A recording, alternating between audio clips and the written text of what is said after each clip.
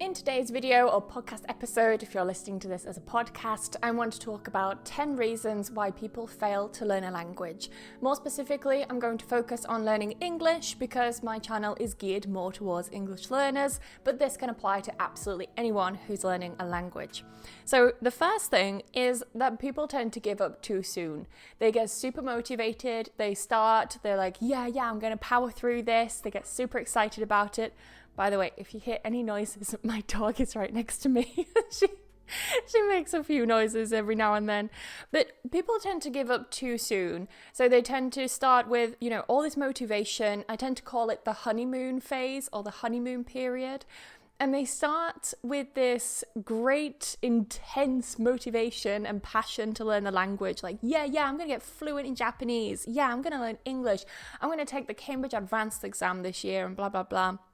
And then like a month or two passes and they're like, actually, I'm kind of losing motivation here. I'm not keeping up with this. I'm missing so much, or my classes just aren't doing it for me, or this book is really boring now, or something like that. Like something ends up just over time killing the motivation and the enthusiasm, and the honeymoon period is over and you don't want to continue anymore, or at least you don't have that motivation and drive that you did at the beginning.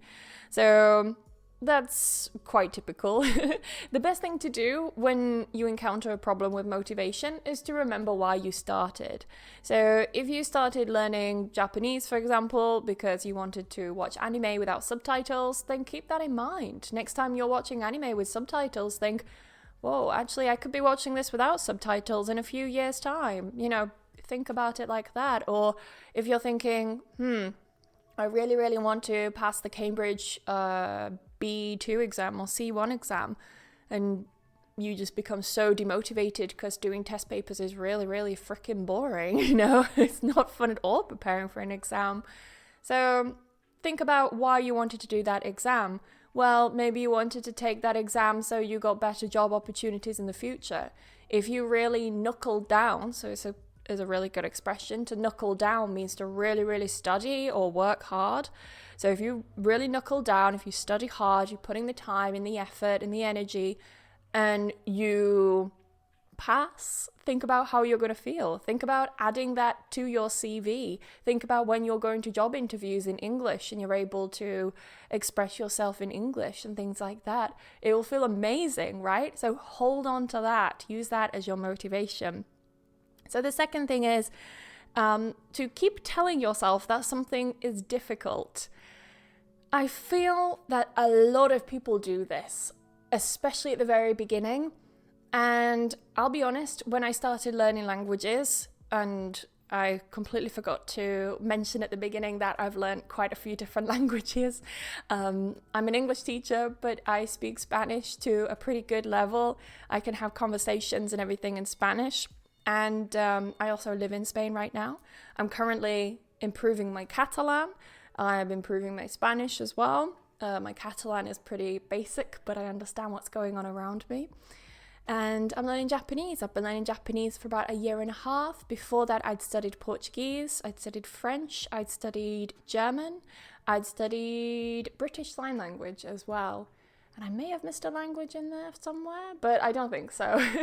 And what I tend to do is I tend to get to around a B2 level, and then I move on to the next language. And that's simply because for me, I just get really interested in a language. I want to learn about it because my students maybe speak that language. It's maybe their native languages. And it helps me also have the experience of being a student again, because when you're a teacher, it's quite easy to fall into this trap of forgetting what it's like to be a student, and then you end up losing a bit of empathy for your students and things like that. So I don't want to lose that. I really want to know what it's like and remind myself and keep torturing myself. It's not torture for me. It's honestly, language learning is a hobby for me. I really enjoy it. So that's my story anyway, to give a bit of context. But I feel a lot of people, when they start learning a language, they start saying, oh, it's really hard. It's really hard. Japanese, I've been learning Japanese for a year and a half. All the videos I watch, almost all of them, even native speakers, Japanese teachers are saying, Japanese is a very hard language. I'm like, wow, you're not really setting the tone, are you, by saying that it's a really hard language? What can happen is when you find that something is hard, when something's really difficult, you can then start to get a bit of anxiety about it. You can get a bit stressed about it. And then what this does is it activates, let's say, it triggers something called the affective filter. So the affective filter is a theory developed by Krashen. We're going to talk a little bit academically now. But it's a theory developed by Krashen where essentially, if you're in a state of stress or worry or, so I'm just looking at my dog, she looks so cute. Worry, stress, anxiety, depression, it could be if you have some of that as well. All of these things, these negative emotions, anger, feeling uncomfortable, feeling worried, like, oh, this is really hard, you know? All of these things can trigger this barrier, let's call it, which ends up making it harder to actually learn a language, this filter, okay? So imagine you go to your class and you feel really, really anxious and you're getting quite worried, like, oh, this grammar's really hard and it's just not sticking. Like, I cannot remember this grammar. It's really hard. I can't seem to understand it. Instead of having a panic and going in this spiral and thinking, this is too hard, this is too hard, this is too hard, I will never learn this, I will never learn this. That's something that a lot of learners tell themselves is, I will never be able to learn this language. It is too hard. And once you tell yourself that, your brain just goes into this block mode and it does end up becoming harder. So what you need to do is trick yourself a little bit. So the remedy for this, the magic potion, is to trick yourself a little bit. This is what I do with Japanese. And I do this in my Japanese lessons as well. And even when we talk about really tricky grammar, I will always say, oh, it's easy. Oh, that's so easy. Even though it's really hard, I will say, this is easy. Because something in my brain just clicks. And it's almost like I'm tricking my brain to believe that something is easier when it's maybe not. And I've done that from the beginning with Japanese. So when people say to me, you know, what languages are you learning? And I say, oh, I'm learning Japanese. The first thing that comes out of their mouths is, oh, that's a really difficult language. That's really hard. And I'm like, actually, no, it's not. It's actually very logical. There are only 2 irregular verbs. There's very little conjugation, you know. It's great. The sentence structure's quite similar to German, so it's not something, not German necessarily. I mean, I'm talking about that you put the verb at the end. In German, you can put a verb at the end. I'm not saying all verbs go at the end in German, but the concept of putting a verb at the end of a sentence wasn't something super new or strange or foreign to me, because I'd already learned a language like German where you can separate the verbs and, you know, one verb goes at the start and the other verb goes at the end. And it's like, oh, actually, this is kind of like German in a way where you can put the verb at the end of the sentence, you know? So certain things like that, I was drawing on my own knowledge from previous languages I'd learned. And I must say, the more languages you learn, the easier it does get. It really is true, because you draw on this knowledge from different languages. Like, oh, these 5 vowels in Japanese are similar to the 5 vowels in Spanish. Or, you know, as you're learning German, you're like, oh, this preposition is quite similar to how we use it in English. Or with Portuguese, when I was learning that, it's like, oh, that's really similar to the structure in Spanish. Or that word's really similar in Catalan, and so on. With French, again, oh, that's really similar to how they do it in Catalan. Oh, that sounds very similar to French does that in Catalan, blah, blah, blah. So all these things you can draw on. Use your own life experiences to help make things a little bit easier to remember. So yeah, saying things are too hard, you trigger the affective filter, and this ends up actually making it a bit harder. So just chill out a little bit. The next thing is probably the biggest reason why people end up not doing very well, and it's that they're not being consistent. So of course, as adults, we have lives, we have jobs, we have kids, we have dogs, we have pets.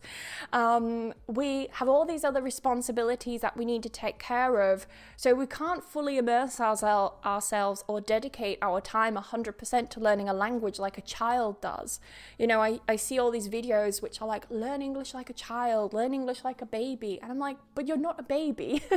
You are an adult and you have adult responsibilities, and you can't immerse yourself and dedicate your life just to learning 100% of the time. It's just in very, very rare cases where that happens. So sit with the idea and get comfortable with the idea that you are an adult learning a language, and you have all these other responsibilities going on. You've maybe got kids, you've got a family, you've got a job, you run a business, whatever, okay? Whatever is taking up your time in your life. Maybe you've got other studies, you're at university or so on. Maybe you're learning other languages and that's taking up your time as well. So sit with that idea, get comfortable with that idea, because that's going to help a lot with the pressure that a lot of people, I think, impose on other language learners. So you see people who are studying like 8 hours a day and so on, and it's like, I'm sorry, but I don't have the time. And if I do have the time, I definitely don't have the mental energy to dedicate to 8 hours of studying intensive Spanish or something like that. Like I just can't do that. Maybe at the weekend, but that's my weekend. I want to chill. I want to do something. And I must also say that I live in Spain. I think I also mentioned that. But as I live in Spain, it's a little bit easier to practice these things. I can somewhat immerse myself despite speaking English at home, because my boyfriend's trying to maintain his English now that we live in Spain. So find a way to try and be consistent that suits your schedule and your life. So if you're studying at university and you've only got classes in the mornings, but you're free in the afternoons, and you have the time and the energy and the mental energy to be able to dedicate 5 hours in the afternoons every single day, then do that. But if you're like me, for example, you run a business, you have a YouTube channel, you have a little pupper, you have a little dog, you've got other things going on in your life, loads and loads of work. For me,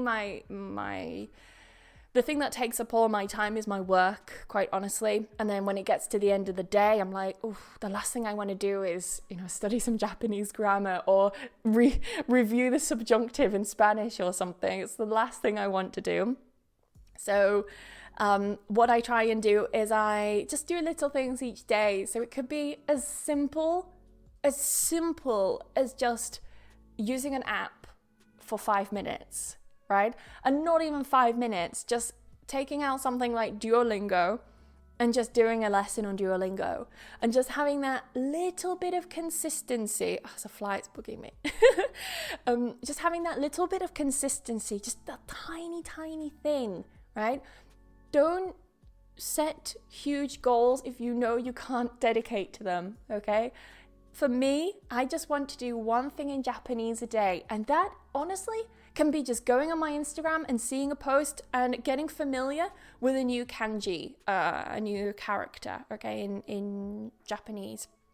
So it can be as simple as that. That for me is my goal, but you may have a different goal. Be realistic and make sure that you can stay consistent. Do something little every single day. It's better to do something for 5 minutes every single day than it is to do something for 1 hour on Monday and then not touch it again until the next Monday.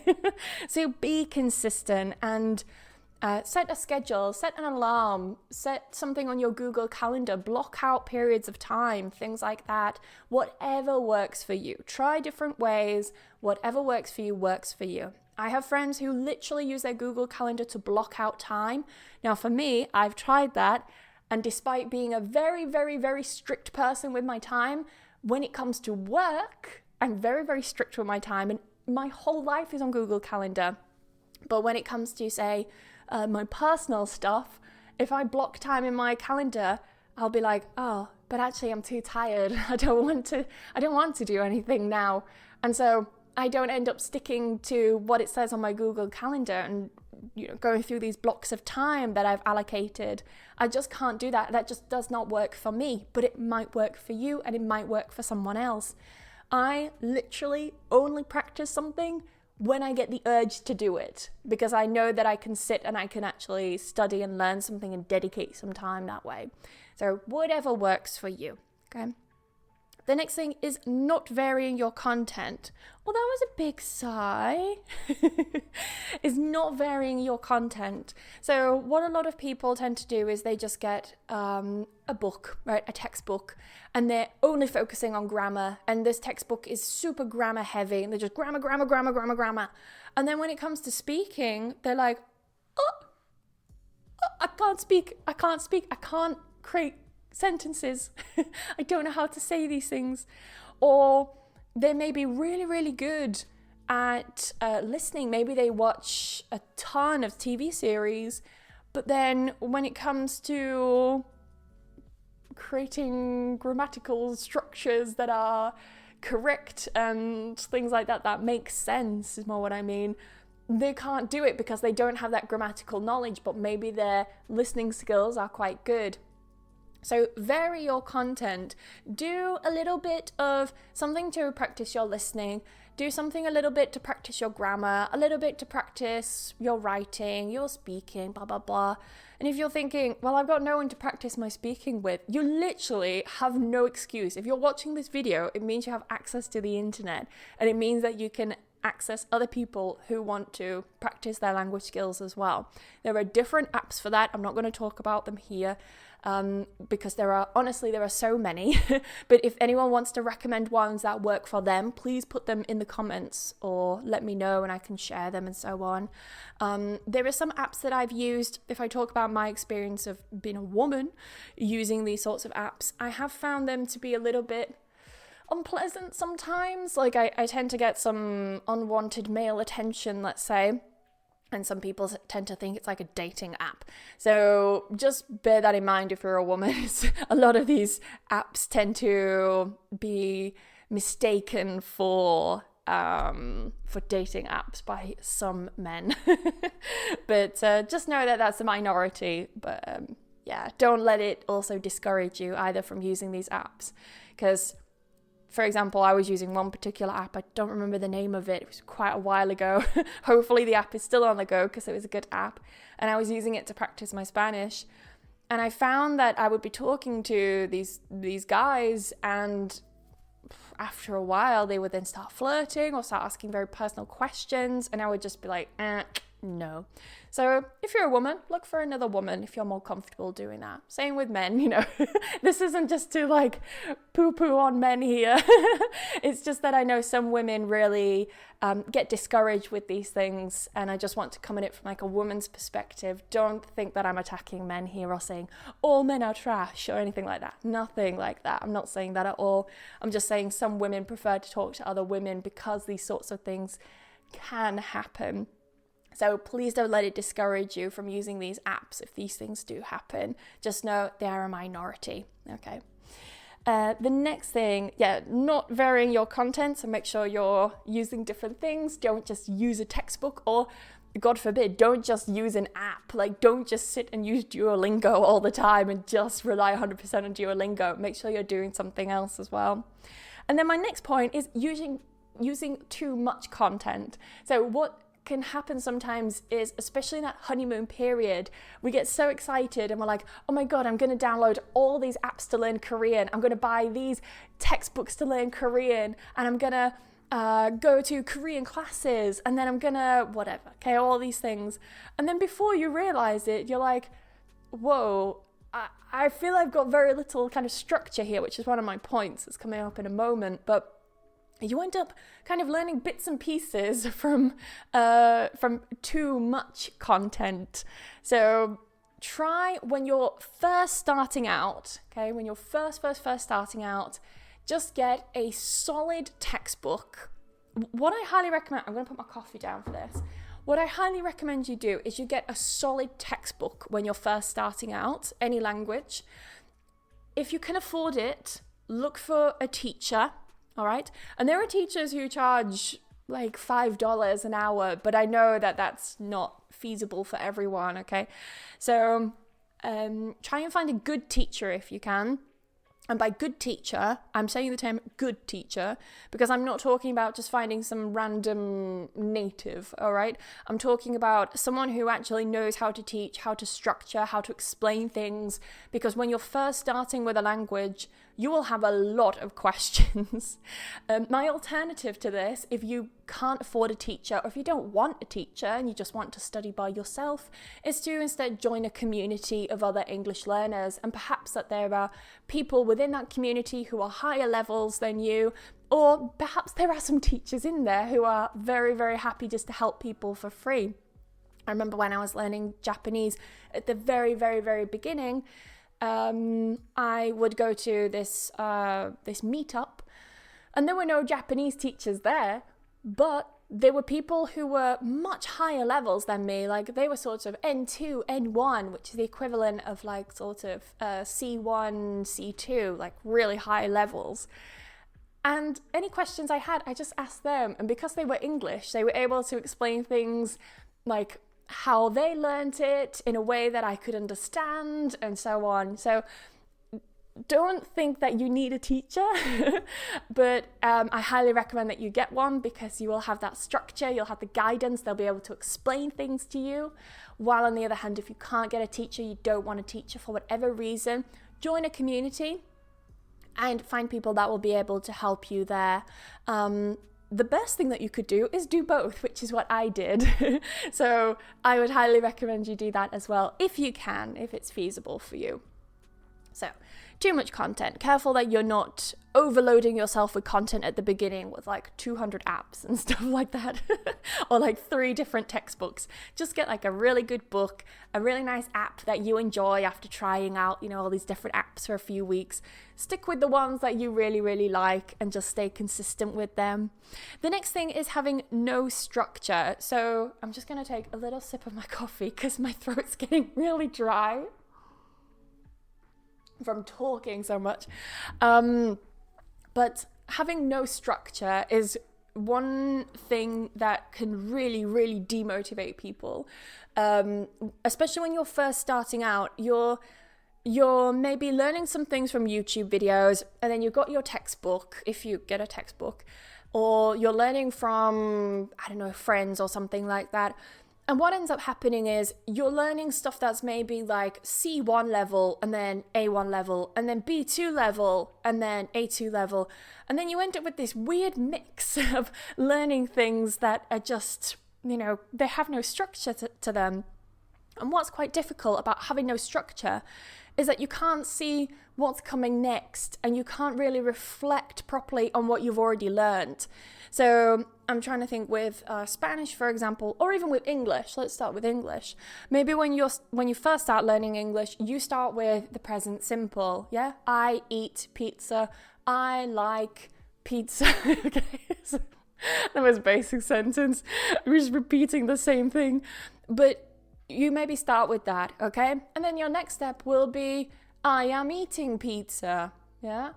The next one could be the past tense. I ate pizza. I went to a restaurant, okay? Don't know why I'm so food-based right now. I've already eaten, but you see what I mean? You got this really nice, clear, gradual structure. While what can happen is, if you don't have that structure, you may end up learning the present simple, great. Then you may end up coming across a YouTube video that's talking suddenly about inversion, and it's like, whoa, this is like C1 level stuff. Like, why am I watching this? But you watch it because you're like, but maybe I need to learn it. Or maybe it's kind of to stroke your own ego a little bit, like, oh wow, I'm learning some C1 level grammar and I'm just a beginner. Some people are like that. I really don't recommend you do that, so you'll just confuse yourself more. So try and get some guidance in some way. Have a very, very clear structure, and that's why I recommend having a teacher or a textbook at least. At least if you have a textbook, it may be super boring, but you know the steps that you can take in order to progress. Like, what should you be learning next, if that makes sense? So that's that. Have a nice structure, a nice clear structure. When I started learning Spanish, I took lessons at university. It was like an extracurricular thing at university. And I was also using a book at the same time as well. It was it wasn't like a textbook that I was using. It was like a kind of activity book, and it was just full of dialogues and little grammar snippets and stuff like that. Vocabulary, like it was very, very conversational, and survival was this book that I was using. So it was great because it had a natural progression to it. Like step 1, introducing yourself. Step 2, ordering in a restaurant. No, it was like getting in the taxi. Step 2, at the hotel. Step 4, sorry, I missed one. Step 1, introducing yourself. Step 2, in the taxi. Step 3, at the hotel. Step 4, going to a restaurant. Step 5, going to a supermarket. Step 6, meeting friends. Whatever. Okay, like all of these different things. Asking for directions was another one. So you can see how it's like this nice gradual progression of what your journey would be like when you do arrive in a Spanish-speaking country. You arrive, you get to the airport, you get in the taxi, you go to the hotel, and then you go out exploring. And that was the nice progression of this book. I think it was BBC Talk Spanish. I think it was called BBC Talk Spanish. And they do loads of other different ones as well, like BBC Talk German, BBC Talk French, and so on. And they were great books. I really, really liked them. But they had like no grammar or anything.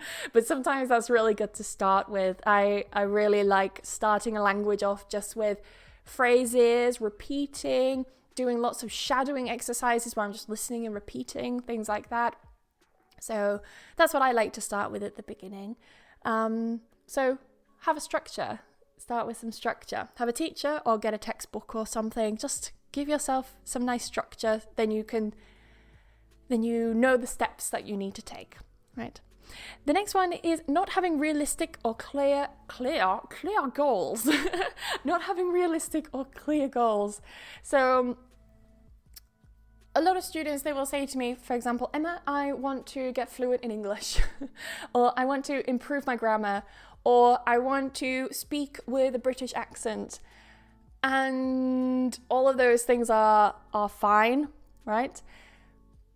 But then I'm like, well, how are you going to get there? Like, what are your goals to get there? What is fluent? What is a British accent? What is improving your grammar? Because let's say you come to me and you're like, oh yeah, I want to improve my grammar. And I don't know, you don't know the second conditional. And I teach you the second conditional. And then you learn it and you're like, oh wow, I have improved my grammar. Task done. Yeah, finished. Like, you've got to have a very, very clear goal in mind and very clear objectives that you want to hit when you are learning a language. So for me, trying to think with like Japanese, for example, it could be with any language I've learned. Japanese is just the most regular one. And I did a Japanese lesson this morning as well, so it's like fresh in my brain. But think about, sorry, I'm just getting distracted by the time slightly because I thought, oh my God, no, I have a lesson soon. But no, I read the wrong number. It's 1:22 and I thought it was 2:50 something. I was counting the seconds as the minutes. I was like, oh my God, I was so late for my lesson. But no, I've got some time. My lesson starts at 2. So I got so distracted then. But yeah, so with Japanese, I would set myself the task of learn how to conjugate in the present tense. So by that I mean learn the mass form. Okay, so I'd be like, oh, so you got iku, ikimasu, okay, tabemasu, nomimasu. Trying to look around and think of verbs, but I would just set that target of learning the mass form, which would be the equivalent of like a present simple, let's say, but it can be used for the tenses. Anyway, it's not a Japanese lesson. It's just to kind of translate what I'm saying. And then the next thing, I would practice using the past. So practice using, practice using like the past tense. So I'd be like, right, I just want to practice using a certain structure for the past. I would then practice that. Tabemashita, nomimashita, ikimashita, all of these things, like, just practice using that. And having these very, very small goals really, really helped me progress because I could actually see how far I was progressing, how I was doing. Let me also turn my camera back on because it dies. There we go. So make sure you set a goal in mind, a very, very small objective. Don't tell yourself, I want to improve my grammar, because what does that mean? Let's be honest here. What does that mean? Set yourself a goal of, I don't know the first conditional very well. I remember my teacher told me about it, but I don't remember it. I'm going to recap the first conditional. So you just practice the first conditional until you're confident with that and you're happy with that, and then you move on to the next goal. There's no rush unless you have an exam like next week. So don't worry about it at all. Hey Freya, don't worry about it. You see, she's not worried about it. She's not worried about conjugating verbs. She doesn't even know any verbs. The next one. So yeah, not having realistic or clear goals. Set very, very small, very, very small, very clear, very trackable goals, right? The next thing, focus on what you need to do instead of how far you've come. I don't feel I need to expand more on that one, but I'll try to. So what tends to happen is lots of learners, they think, okay, I know that I'm at this level, but I still have so far to go until I'm fluent. Again, whatever that means. Until I'm fluent in English, until I'm fluent in German. What do I need to do to get there? I've got so much grammar to study. Instead of thinking, well, 2 years ago, German just sounded like noises to me. It didn't mean anything to me, did German 2 years ago. 2 weeks ago, I didn't know how to use the past tense in German, and now I do. So when you start getting demotivated because you feel you're not improving, so this is going back to giving up too soon, our first point, and also saying it's too hard. Think about how far you've come, not how far you've got to go. Sorry, I'm laughing because I'm trying to think how to structure the sentence. With Japanese, from time to time, I think to myself, oh God, am I really improving with my Japanese? And then I'll have a look at my notebook, because I always keep a notebook of exactly what I study. And I always write down exactly what I'm studying. So, for example, I was practicing how to use like a gerund form, as we would use it in English. So saying, for example, I like drinking coffee, using this drinking in Japanese. I was practicing that, and I couldn't do that 2 weeks ago. I didn't know how to do that. So looking back, it's like, okay, so it's been 2 weeks. I feel I've not really done anything with Japanese, but 2 weeks ago, I didn't know how to say I like drinking coffee. So look back on things like you've already done, and it will help you remember, like, actually, I've come quite far, You're right there, Freya. You're kicking the hell out of me there. Next thing. Focus on what you need to do instead. Oh no, I've already read that one. Sorry.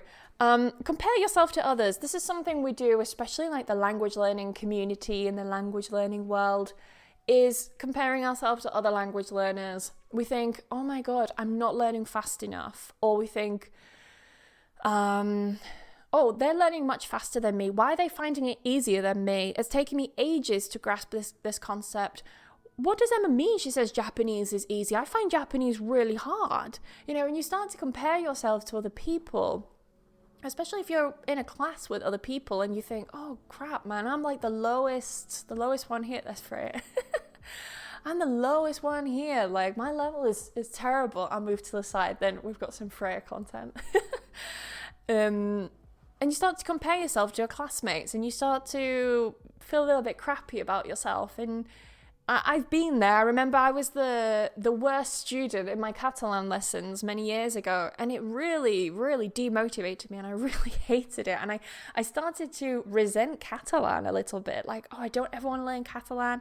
It's a horrible language. Oh, it sounds horrible, blah, blah, blah. And now I'm living here. It's like, well, I've got to learn it. Actually, it's not that bad. Actually, now I know Spanish and Portuguese. It's not that hard. And some French. It is not that hard compared to before. Again, it's going back to that psychological, like, oh, it's not that hard. It's not that hard. It's not that hard. Like, that's what I keep telling myself when I'm learning new things in other languages.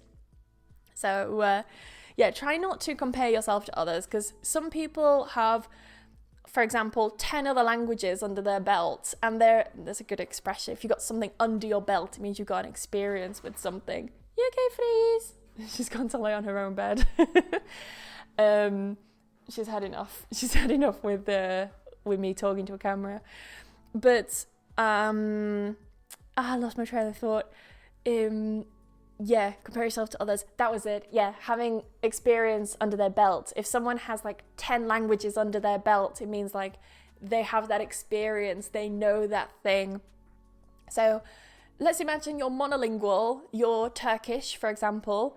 You're Turkish. You've spoken Turkish for all of your life, okay? Only Turkish for all your life. Maybe in school you did a little bit of English or something like that, but you hated your teacher. She was miserable, horrible. Your classmates never took English seriously, so you didn't either. And now you're 35 and you're reflecting on life and you're like, whoa, crap, I actually need to learn English because my boss is requiring me to learn it for my job, and I also want this promotion, blah, blah, blah. So then you find yourself learning English, and you're in this classroom with other Turkish people, and maybe they speak some German, maybe they speak some French, maybe they speak, I don't know, whatever other language. Maybe they'd studied English when they were younger. Maybe they're having private lessons on the side. So on the side means like at the same time as doing maybe the course and stuff like that. So they have all these other life experiences and advantages, and you can't compare yourself. You just can't. Unless someone is literally exactly the same as you, they've had exactly the same life experiences as you. You can't compare yourself. So try not to do that, because when you see these videos online of these polyglots and whatnot, and they're talking about how I learnt Thai in 3 weeks, and you're like, oh my God, it's taken me ages just to understand how to use the mass form in Japanese. It's taken me a month. And then you find out actually they're living in Thailand and their boyfriend, is Thai, and they speak Thai every single day. So yeah, you can't compete if you're in another country and you don't have that experience. Or, there are people who, for example, are learning, learning Korean, and they're like, oh, I learned Korean in a month. And I'm like, how did you learn Korean in a month? That's crazy. That's, and they're English speakers, like they're native English speakers. Like, how did you learn Korean so fast? That's amazing. And then I would actually watch their videos, and they would be talking about, oh yeah, I already speak Japanese. I lived in Japan for 10 years, and a lot of my friends are Korean. So for the past 10 years, I've been watching K-dramas, and I talk to them in little bits of Korean, but now I'm deciding to be a little bit more serious with my Korean studies. And it's like, well, you can't even compare, you can't even compare yourself if you're just sitting in your country that's not Korea. You're not surrounded by Koreans. You watch a K-drama like once or twice a week or something. You're maybe into BTS or whatever. Like, you can't compare those experiences. So try not to compare yourself to other people, because you're going on your own journey. And no doubt there is someone who is looking at you and they're also thinking, oh my God, why are they finding it easier? Or maybe they're thinking like, whoa, they're learning English. I wish I could learn English. I found English so hard in school. So maybe they're actually comparing themselves to you, thinking you're the better one. So just keep that in mind. Anyway, I'm nearly getting to the end of my list. I've got one more, but I've also got a little bonus one. So I've actually got 11 points that I want to talk about. But the 10th one is being discouraged by others.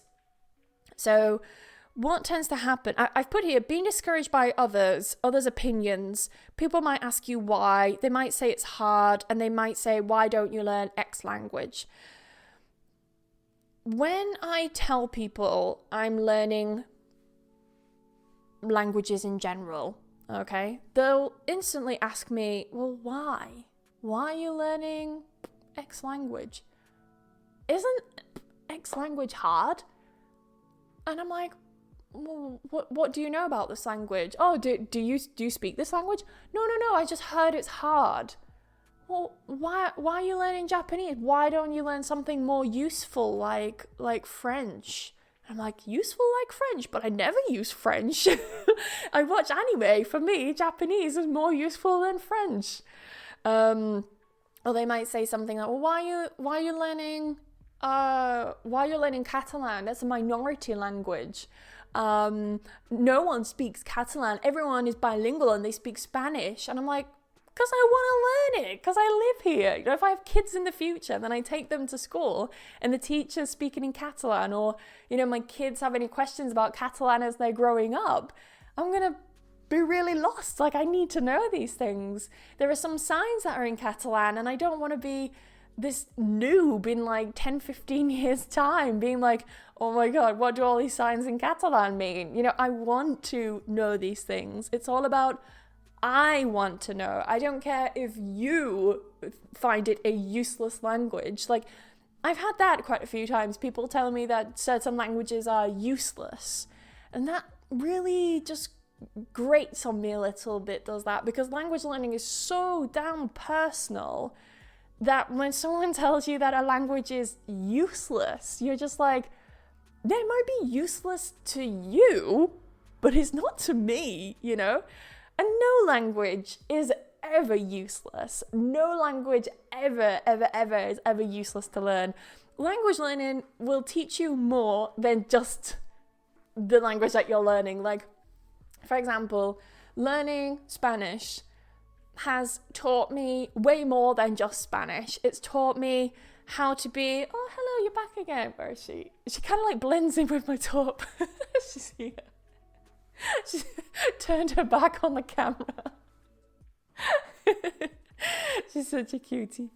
Yeah, so it's taught me way more than just how to speak Spanish. It's taught me how to be very disciplined with myself. It's taught me about willpower, you know, how much can I challenge myself as well. It's taught me all these things. It's really taught me to push myself out of my comfort zone and really push boundaries within myself. Going to another country is really scary. Moving to another country is really scary. Immersing yourself in another culture is really scary. And doing all of that in an entirely different language that's not your mother tongue, that you only started learning when you were 20. You know, I was monolingual until I was the age of 20. Right now I'm 30. So it just shows you it does way more for you. Learning a language like I keep talking about Japanese, but it's because it's the language that I'm learning right now. But learning a language like Japanese, I literally chose it because it is deemed to be one of the hardest, if not the hardest language for English speakers, English natives to learn. And I chose it for that reason, because I wanted to push myself. I wanted to test myself. I really, really wanted to show myself I can do this. If I can learn Japanese, I can do anything, you know. That's kind of the mentality I have, and I had, and I still have it. But it's the mentality I had. If I can learn a language as hard as Japanese, I can literally do anything. And I'll tell you something, that thought has really, really, really stuck with me. Whenever I find something quite tricky in Spanish, I tell myself, well, crap, if I can learn XYZ in Japanese, I can learn this in Spanish. Like, it's not that hard. Again, it's not that hard. It's not that hard.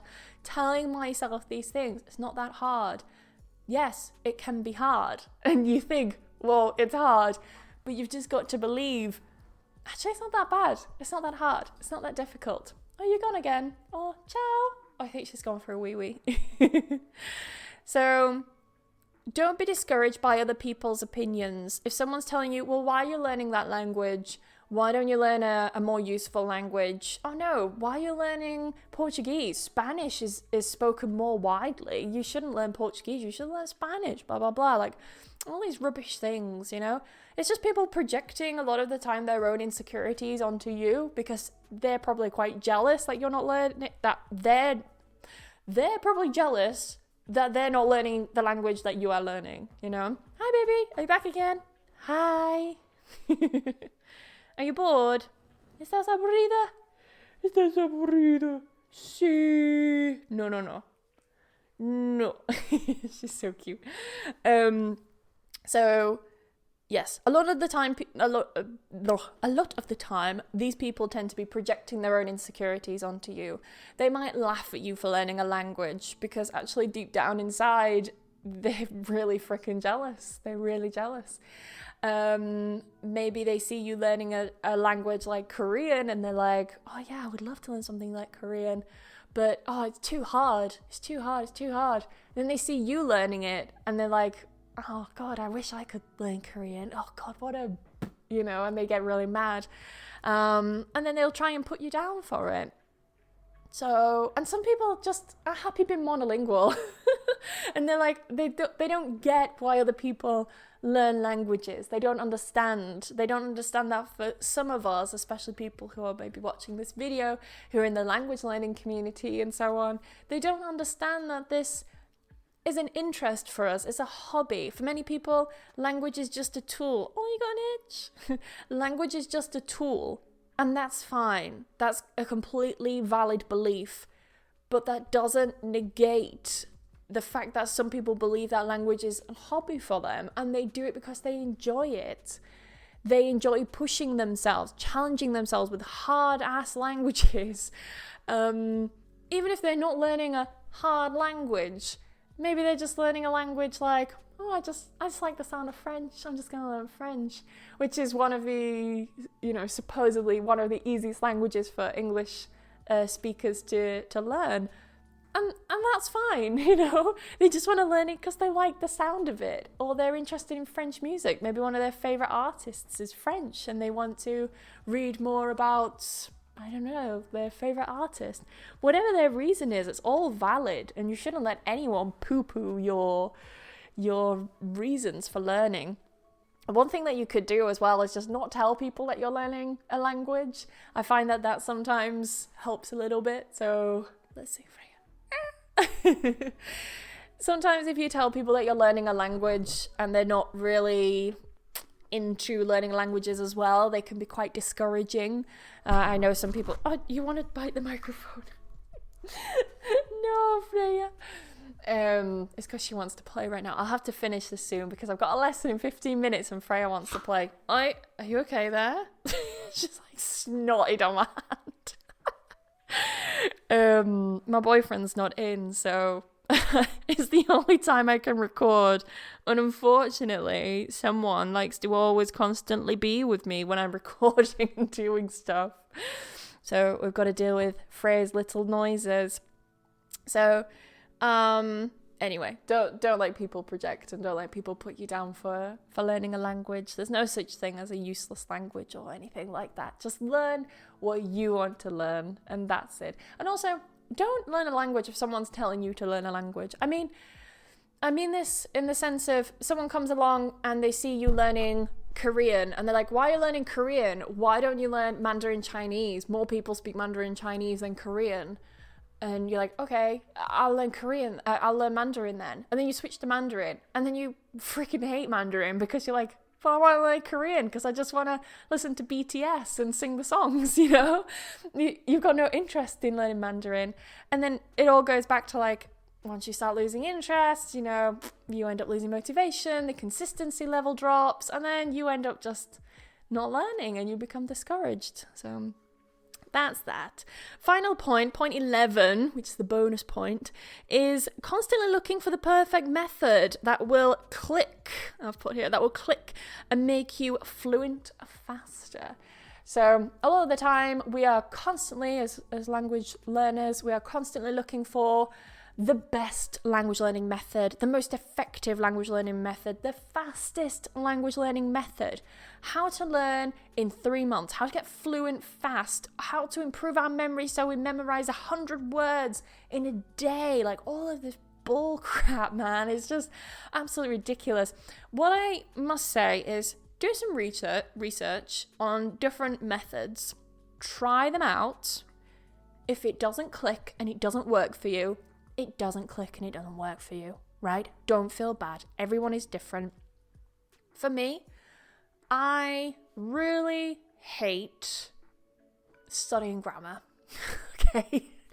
And you might be thinking, well, Emma, as a teacher, you should love grammar, right? No, I really hate sitting with a book and studying grammar, but I know I've got to do it because I need that grammatical base in order to, create sentences. I need to understand what's going on. Why is this here? Why is this here? The verb is at the end. Oh, and the subject is here. Blah blah blah blah blah. Like, I need to know these things in order to create my own sentences and produce the language myself, right? So I tend to read texts, I tend to read stories, and then I highlight grammatical structures in there that are new for me. And then I will just Google the grammatical structure, or I'll ask my teacher, or I'll go on YouTube and look for videos on that grammatical structure. And that's how I like to learn, because I get to see the language in context. I'm reading a story that I really like, that I enjoy, and I'm learning bits of grammar as I go along. So when I was studying Catalan, but still am, I'm learning, while I was learning Catalan and I was studying one day, I was just reading this book, and it's a book for children.